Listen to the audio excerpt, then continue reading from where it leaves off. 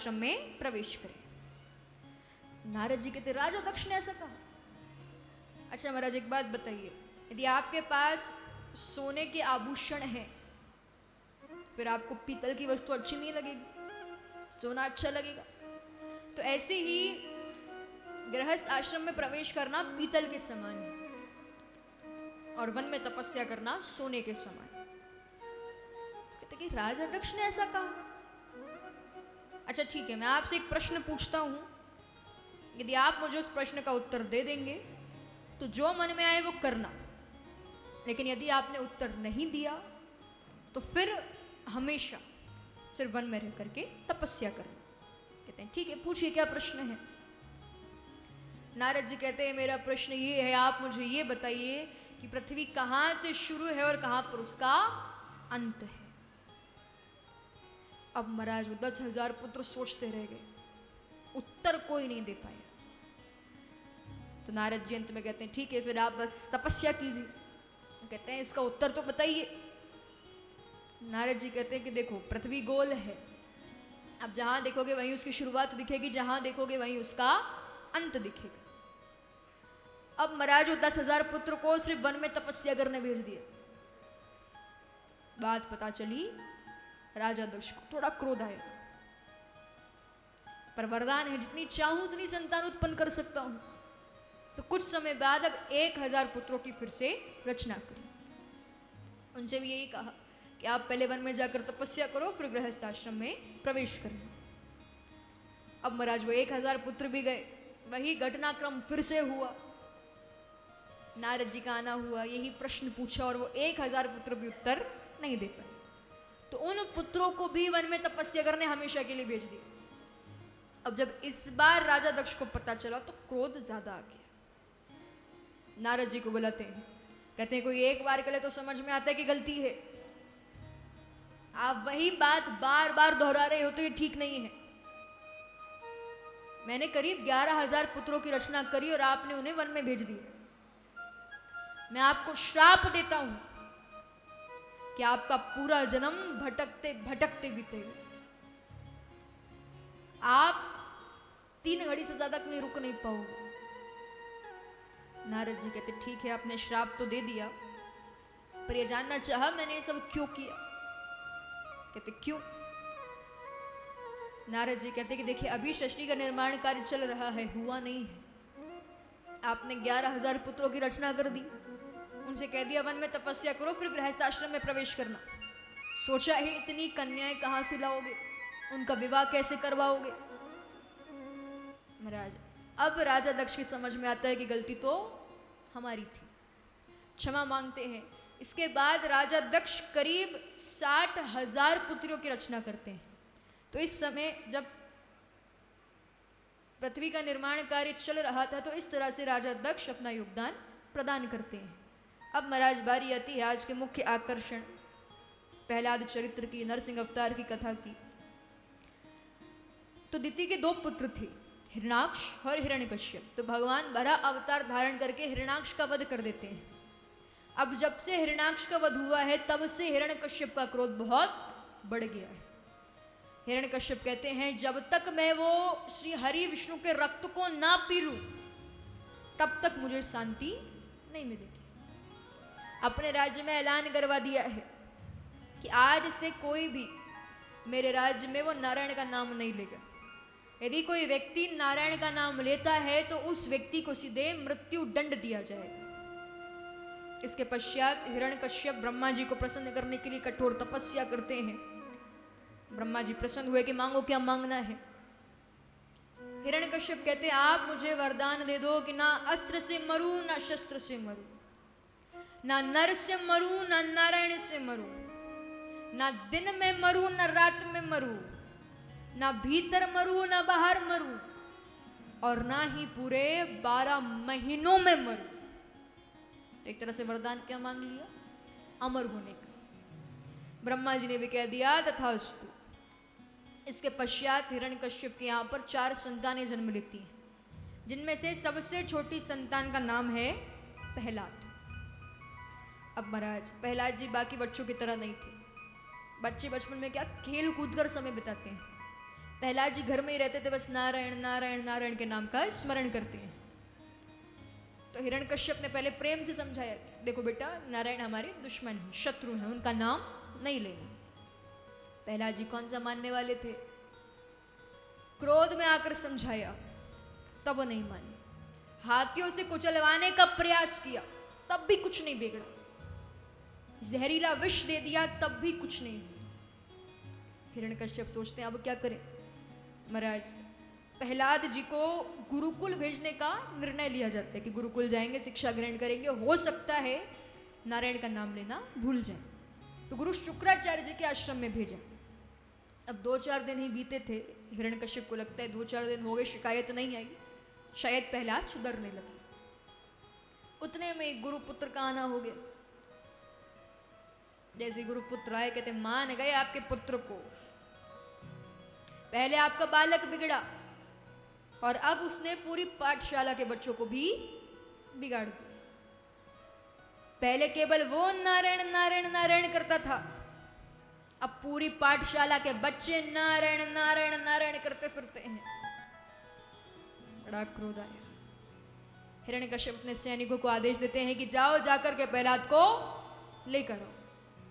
महाराज सैनिक जाते हैं, देखा एक बट वृक्ष के नीचे प्रहलाद जी बैठे हैं, पाठशाला के बच्चे बैठे हैं, सभी भगवान के नाम का स्मरण कर रहे हैं। सैनिक जाते हैं, 1 बार 2 बार प्रेम से कहा कि प्रहलाद चलिए आपके पिताजी ने आपको बुलाया है।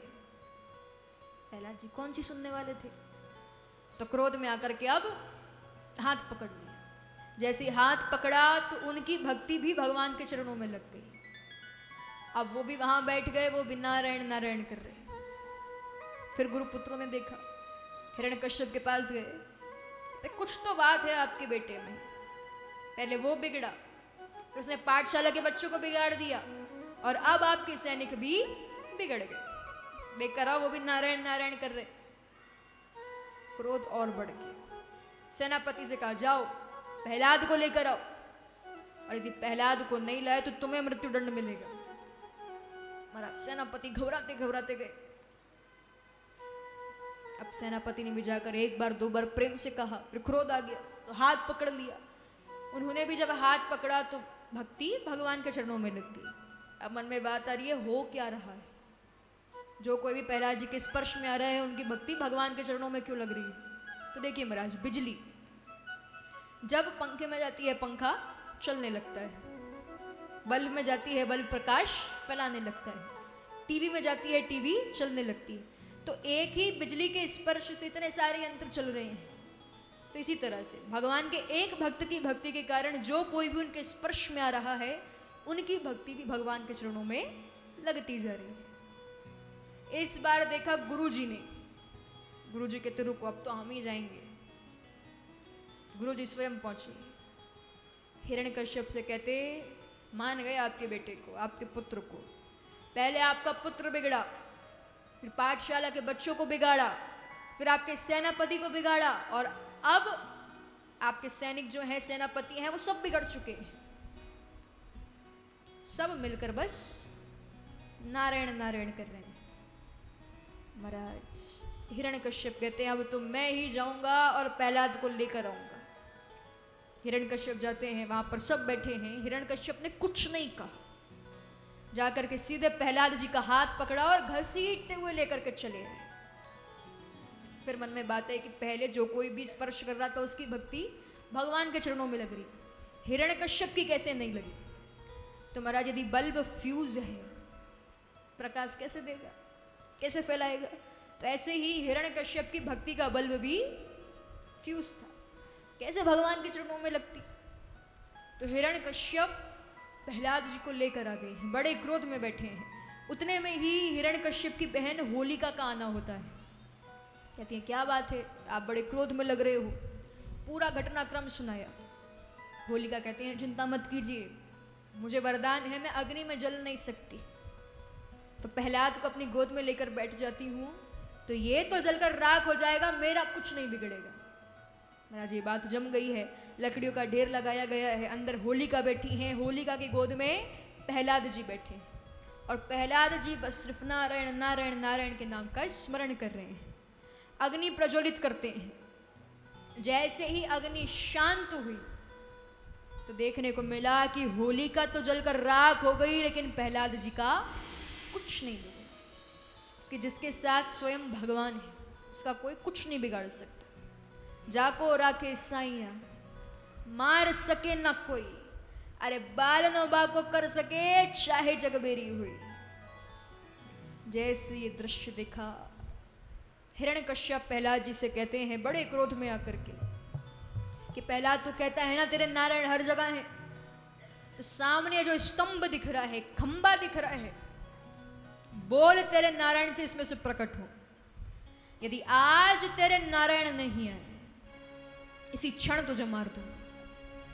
महाराज तुरंत ही प्रहलाद जी नारायण के नाम का स्मरण करने लगते हैं और कुछ समय बाद उस स्तंभ को चीरते हुए उसमें से भगवान साक्षात नरसिंह का अवतार धारण करके प्रकट होते हैं।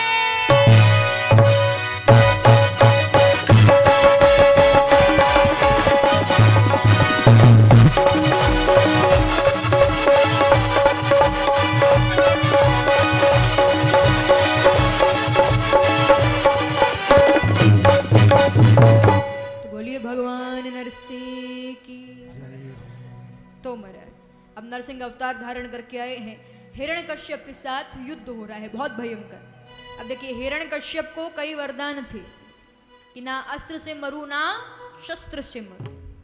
तो सबसे पहले भगवान उसे अपनी जंघा पर लिटाते हैं, इसके बाद अपने नाखूनों से उसके पेट को चीरते हैं। ना दिन में मरू ना रात में मरू, इसलिए गौधूलि वेला के समय, शाम के समय, क्योंकि उस समय ना दिन होता है ना रात, संध्या के समय हिरण्यकश्यप का वध कर रहे हैं। ना नर से मरू ना नारायण से मरू, नरसिंह अवतार धारण करके आए हैं, जिनका जो शीश है वो सिंह का है और शरीर मनुष्य का है। ऐसा नरसिंह अवतार धारण करके आए हैं। ना भीतर मरू ना बाहर मरू, इसलिए दहली पर बैठकर वध कर रहे हैं, और ना ही 12 महीनों में मरू, इसलिए भगवान अधिक मास में हिरण्यकश्यप का वध कर देते हैं। बोलिए नरसिंह भगवान की। आज भगवान बड़े क्रोध में है, ऐसा लग रहा है मानो सांसें ले रहे हैं तो तूफान आ रहा है। क्रोध शांत करवाना बहुत आवश्यक है, बहुत जरूरी है। तो प्रहलाद जी आते हैं, आकर के भगवान की स्तुति करने लगे और क्या कह रहे हैं? ओ तेरी लीला सबसे न्यारी न्यारी, हरी हरी तेरी महिमा सबसे प्यारी प्यारी, हरी हरी तेरी लीला सबसे प्यारी प्यारी, हरी हरी तेरी